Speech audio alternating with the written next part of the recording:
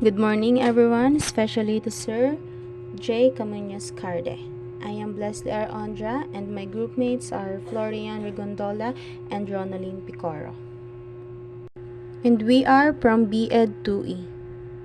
Now, our topic is about Republic Act number 9155 and instituting a framework for governance for basic education, establishing authority and accountability, renaming the Department of Education, Culture, and Sports as the Department of Education and for other purposes. So our objectives are to define roles and responsibilities to provide resources to the field offices which shall implement educational programs, an act instituting a framework of governance for basic education, and lastly, to enable the schools and learning centers to reflect the values of the community. So, before we start to our topic, we will have a preliminary activity. It is complete the missing letters that represents in the picture. So now, what do you think is the picture number 1?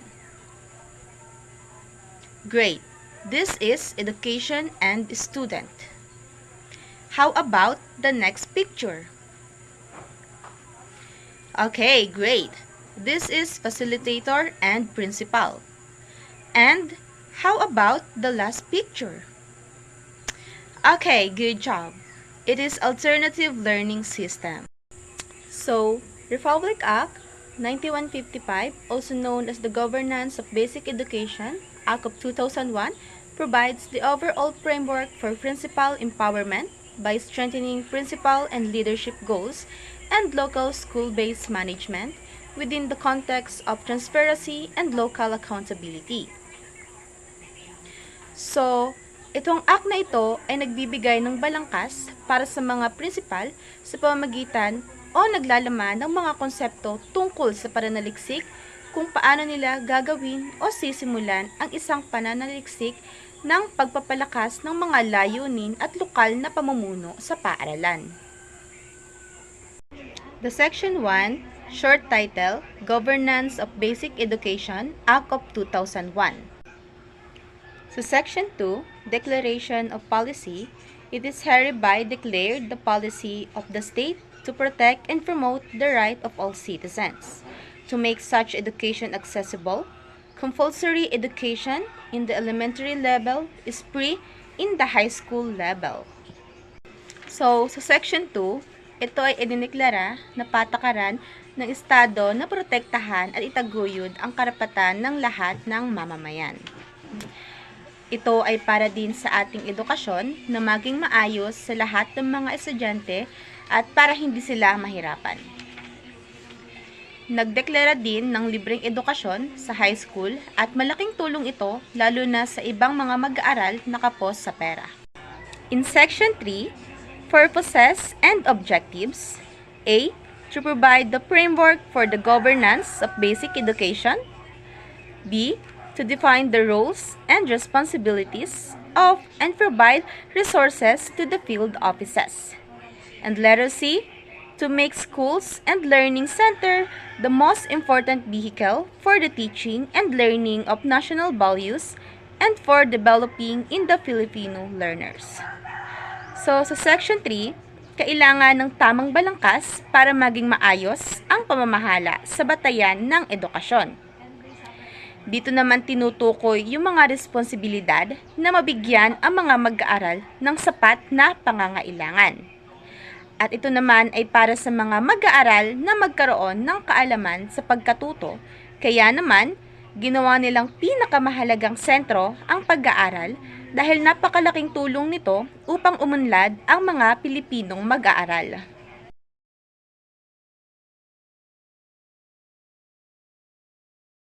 And Section 4, Definition of Terms, Alternative Learning System is a parallel learning system to provide available alternative to the existing formal education instruction.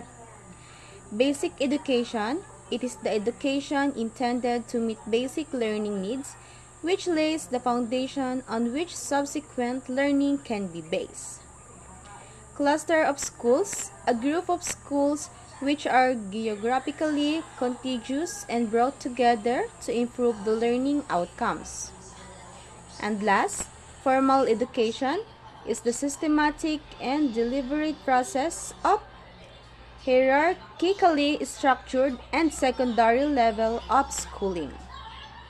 So, ang Alternative Learning System or ALS, ito ay isang programa sa ilalim ng Kagawaran ng Edukasyon o DepEd, ang programang pang-edukasyon na kung saan natutugunan ang pagkatuto sa pag-aaral ng mga taong hindi nagkaroon ng pagkakataong mag-aral noon.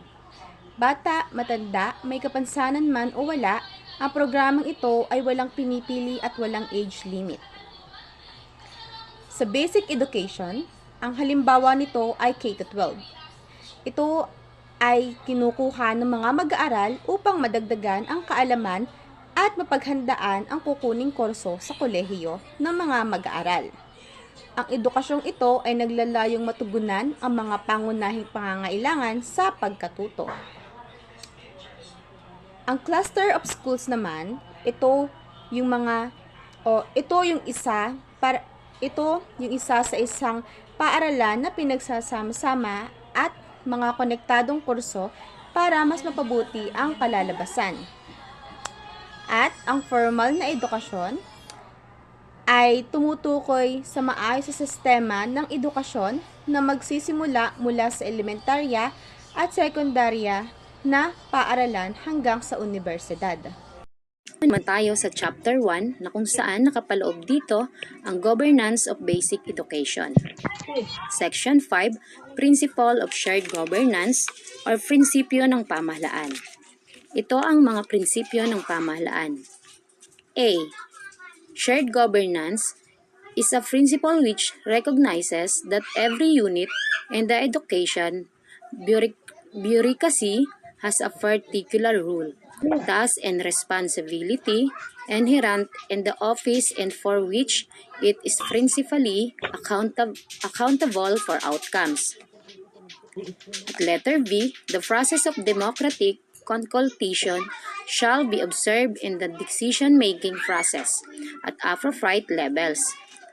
Feedback mechanism shall be established to ensure coordination and often communication of the central office with the regional division in school levels. At ang panghuli ay ang the principle of accountability and transparency shall be operationalized in the performance of function and responsibilities in all levels.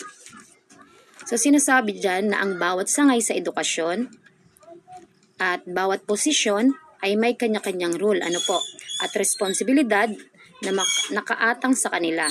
At sila ang mananagot o sasangkot sa mga resulta o kalalabasan.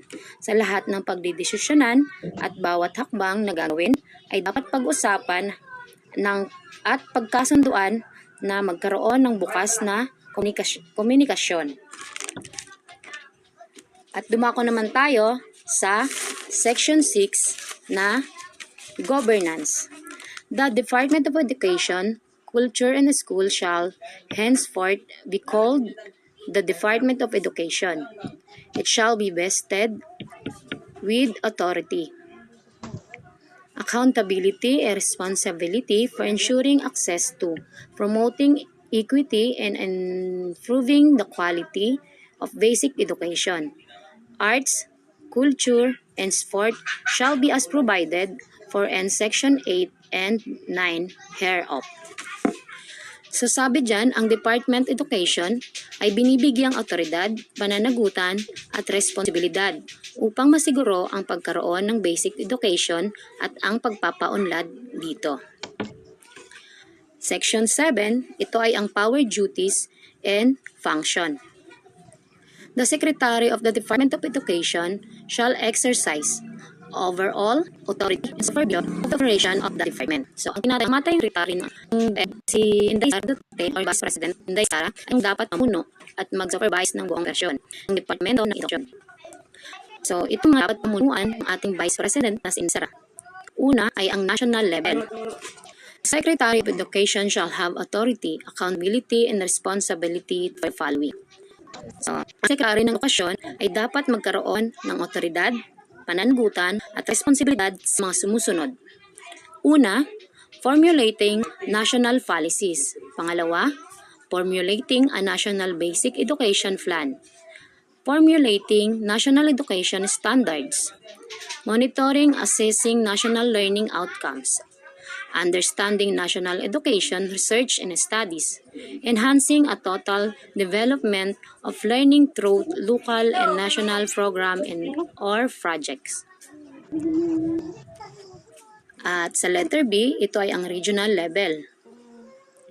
Sinasabi din dyan na dapat magkaroon din ng otoridad at pananagutan ang mga pamunuan sa mga sumusunod. Una ay ang defining a regional educational policy framework which reflects the values, need, and expectation of the communities they serve.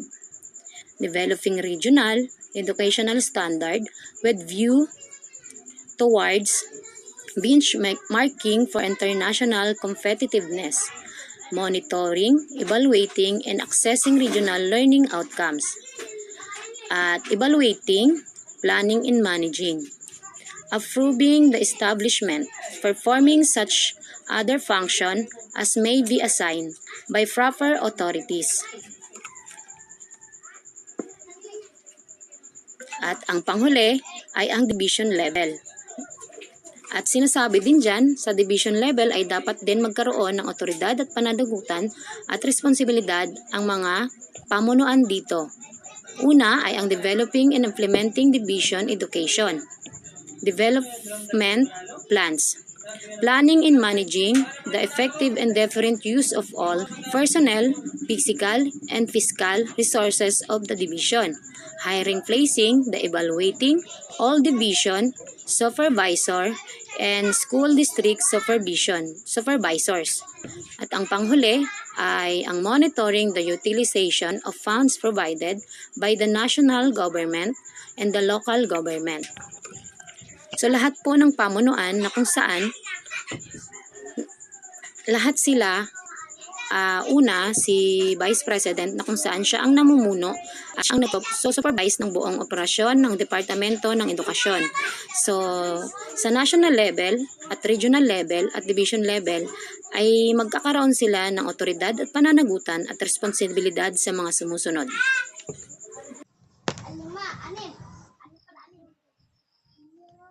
Para sa kasunod na slide, letter D, school district level.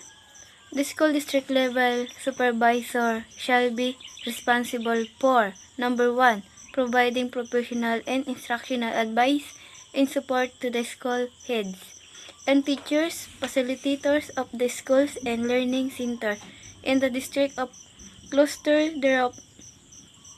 Number 2, curricula supervision. Number 3, performing such other functions as may be assigned by proper authorities. So, sinasabi, dapat maging responsible sa loob ng ating paaralan, lalo't higit ang ating mga kaguruan at ang may mga tungkulin tulad ng mga supervisor, principal, and facilitator na nagmamanage ng school. Okay, next slide na po tayo. Letter A, school level. The school heads shall have authority, accountability, and responsibility for the following. Number 1, setting the mission, vision, goals, and objectives of the school. Number 2, creating an environment. Number 3, implementing the school curriculum. Number 4, developing the school education program. Number 5, offering educational programs. Number 6, introducing new and innovative modes. Number 7, administering and managing all personnel. Number 8, recommending the staff complement. Number 9, encouraging staff development. Number 10, establishing school and community network and encouraging the active participation of teachers' organizations. Number 11, accepting donations. Number 12, performing such other functions as may be assigned by proper authorities. So, as a school heads, dapat ikaw yung may pinakamalaking responsibility sa loob ng paaralan bilang heads. At dapat alam mo ang iyong gagawin dahil ikaw ang may malaking responsibility sa paggawa ng nararapat pang edukasyon. At responsibility mo ito, dapat alam mo kung saang lugar ang paggawa, ang pagpapatupad ng school curriculum, pag-develop pang edukasyon, pag-offer sa mga program na nais mo, pag-introduce sa mga bagong paggawa at dapat alam mo ng taga-manage ng school and lahat ng mga personnel, pag-recommend sa mga tagagawa to give a compliment in a good way to all staff. Pag-encourage sa paggawa at pag-develop ng mga bagong establishmento sa loob ng paaralan at sa komunidad na lalahukan ng mga kasamang mga kaguruan at mga active participants ng buong organisasyon sa pag-accept ng mga donations na galing sa ating pamahalaan, pagpapakita ng maayos na performance task dahil maayos mong naisagawa ang mga naka-assign ng mga task na pinapagawa sa iyo mula sa loob ng paaralan hanggang sa labas na talagang responsible ka at may mabuting layunin di lang sa pang-edukasyon pati na din sa ating komunidad na may mabuting layunin para sa lahat. Dumako na po tayo sa kasunod na slide, Chapter 2, Transfer of Cultural Agencies, Section 8, Cultural Agencies. The Commission ng Wikang Pilipino National Historical Institute, Records Management and Archives Office and the National Library shall now be administratively attached to the National Commission for Culture and Arts, in short NCCA. In no longer with the Department of Education, the program for school arts and culture shall remain part of the school curriculum. Republic Act 9155 Section 8, na ayon sa batas na ito ang pagta-transfer ng mga cultural agencies, ang Komisyong Wikang Pilipino National Historical Institute na nagre-record ang management office at ng National Library to the National Commission for Culture and Arts, in short nga NCAA. Dahil kasama naman ito sa Departamento ng Pang-edukasyon sa pagpapatupad ng mga programang ito ng school, dahil ang arts and culture ay part at kasama din naman sa pang-school curriculum. Saklo pa rin siya ng ating pang-edukasyon. So, sa kasunod na slide na po tayo, Chapter 3, Abolition of the Bureau of Physical Education and School Sports, Section 9. All functions, programs, and activities of the Department of Education related to sports competition shall be transferred to the Philippine Sports Commission, PSC. The program for school sports and physical fitness shall remain part of the basic education curriculum. Republic Act 9155, Section 9. Dito naman, naayon sa batas na ito, ang paglahok ng mga programang pang sports. Ito na nga yung subject nating PE ngayon. Physical education. Isinulong na din ang itong batas na ito para sa mga mag-aaral na mahilig sa sports. Part pa din naman siya ng ating pang-edukasyon, di po ba? Parts na nating curriculum, pang-edukasyon. Yun, parts din ng curriculum, basic curriculum education. Okay, para po sa kasunod na slide, Chapter 4, Support and Assistance of Other Government Agencies, Section 10. The Secretary of Education and the Secretary of Budget and Management shall within 90 days from the approval of this act, jointly promulgate the guidelines on the allocation, distribution, and utilization of resources provided by national government for the field offices, taking into consideration the uniqueness of the working conditions of the teaching service. Ayon sa Republic 9155 Section 10, na ayon sa section na ito ang pagsuporta at tulong ng iba pang ahensya ng gobyerno upang mas matugunan ang pangangailangan pang-edukasyon under Republic Act 9155. So, dako na po tayo sa kasunod na slide, Section 11.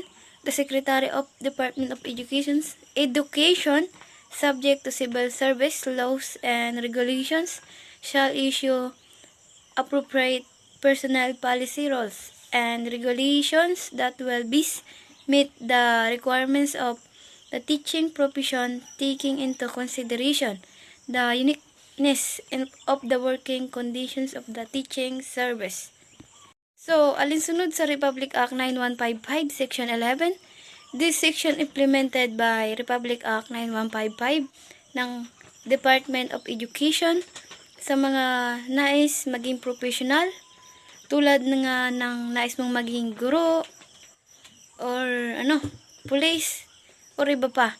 Pero dapat ipasa mo muna syempre ang LET or yung board examination para magkaroon ka ng lisensya as a teacher or as a PNP.